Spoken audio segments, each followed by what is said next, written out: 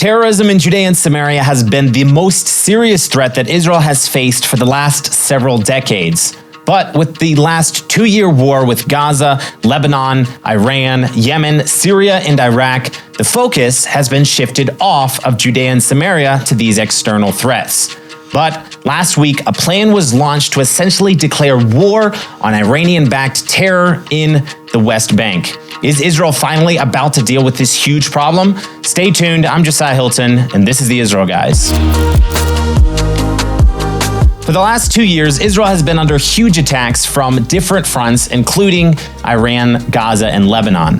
While most of the world has been focused on how Israel is fighting these different enemies, mostly condemning and criticizing the state of Israel for defending her citizens, one of those fronts, Judea and Samaria, has been largely overlooked when it comes to the threat level that the war in Judea and Samaria poses to the state of Israel and to the citizens of Israel. Now, Judea and Samaria has been the main security threat that Israel has been dealing with for the last 20 plus years. But the IDF has yet to take on and deal with the thousands of terrorist cells in Judea and Samaria like they did in Lebanon and like they are doing right now in the Gaza Strip. While the IDF has worked incessantly to protect the 800,000 plus Jewish residents of Judea and Samaria from terror, they have yet to actually declare full-on war on the terrorism in this region. Now, most of the world is relieved that the Iranian threat seems to have been stopped, or at least delayed for the time being.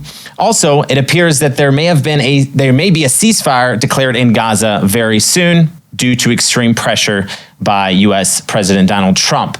But if the war wraps up in Gaza, the war against Israel's existence is not over, and we cannot forget about this front. The most troublesome area facing Israel still in action as terrorism continues across Judea and Samaria. That's why Israel's National Security Minister Itamar Ben-Gvir just launched a plan last week to essentially declare war on Iranian-backed terror in Judea and Samaria. Minister Ben-Gvir said this, quote, "We are currently in a momentum that will not return. The head of the octopus, Iran, has taken a fatal blow, and this is the opportunity to strike a blow against the octopus's arms within us as well. Judea and Samaria are full of extremist Islamic elements with the exact same agenda, the destruction of the Jewish people. There's no difference between Tehran and Jenin. We proved in Iran that it is possible to act deep in the heart of hostile territory. It's time to apply the same force right under our home in Judea and Samaria," end quote. Now, Minister Ben-Gvir's plan calls for widespread strikes on terrorist infrastructure along with airstrikes against gunmen appearing at things like parades and funeral, legislation promoting the death penalty for terrorists, also setting up roadblocks outside of terrorist strongholds, and a lot more to fight this terrorism in Judea and Samaria. This proposal also calls for Jerusalem to impose far-reaching sanctions on Mahmoud Abbas's Palestinian Authority because of its blatant support and incitement, can't forget the incitement part, of terrorism. Now, to give you an idea of how serious this threat of terrorism is here in Judea and Samaria, in 2024 alone, there were 3,343 incidents of Palestinians targeting Israeli and terror attacks.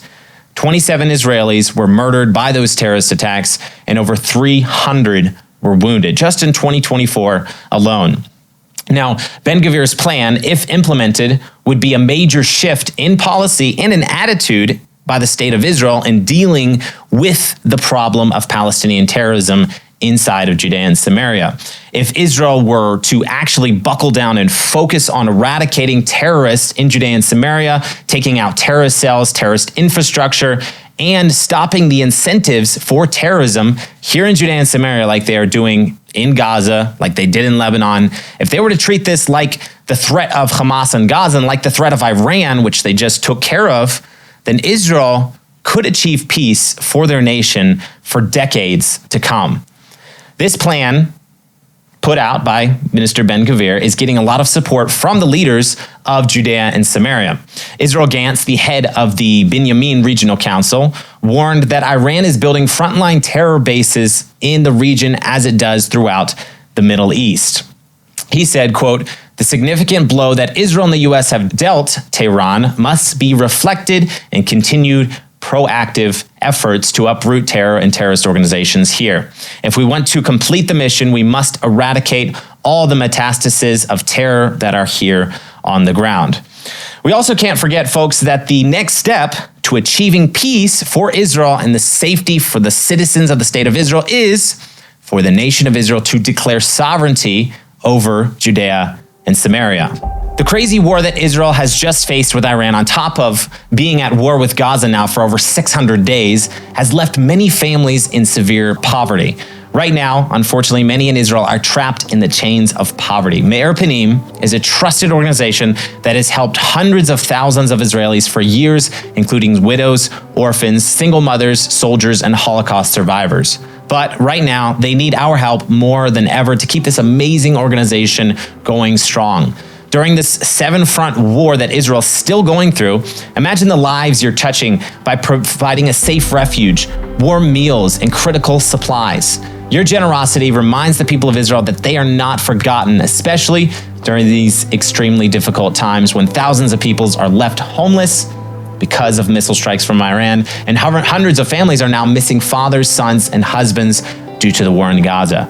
The people of Israel need us right now more than ever before, and this is a way that you can help them get through these very hard times. Visit israel-donate.org or click the link in the description below to stand with Israel and make a real difference today. I encourage you, click that link down in the description below. So the good news is that Israel's internal security agency, the Shin Bet, just conducted the largest and most complex anti-terror investigation in Judea and Samaria in about a decade, actually. The agency just yesterday said that they have nabbed 60 Hamas terrorists working in the Hebron area.